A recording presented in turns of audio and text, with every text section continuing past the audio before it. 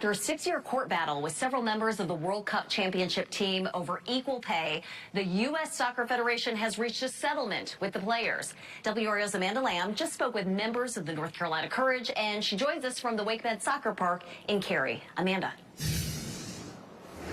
Renee, this is the result of a lawsuit filed in March of 2019 by 28 players from the U.S. women's national team.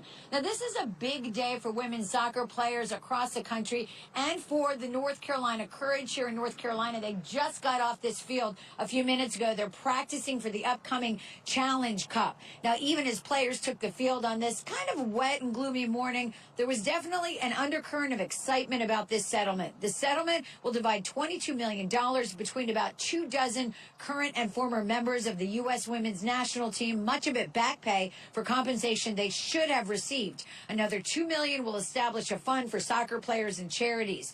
But even more importantly, U.S. Soccer has agreed to equalize pay between men and women during the team's collective bargaining agreements with the players' unions. Many people believe this settlement will have a big impact even beyond sports.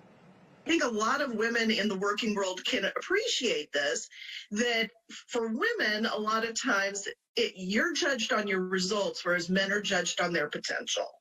You know, you have to work twice as hard to get the same place as a man. I don't know if it's completely set in for what it will do for future generations, but I do know it's a huge moment. I do know from today on what the future of women's soccer and hopefully women's sports in general will be after this day will be different than what I have grown up with.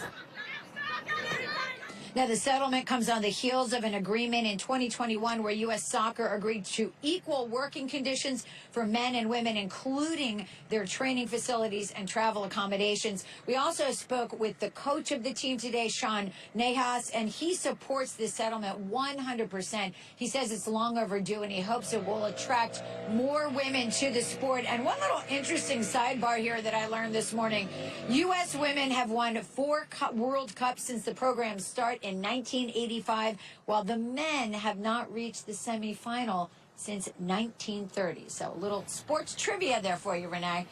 The women are amazing, and finally a level playing field, a win-win for sure. Amanda Lamb live at WakeMed Soccer Park in Cary.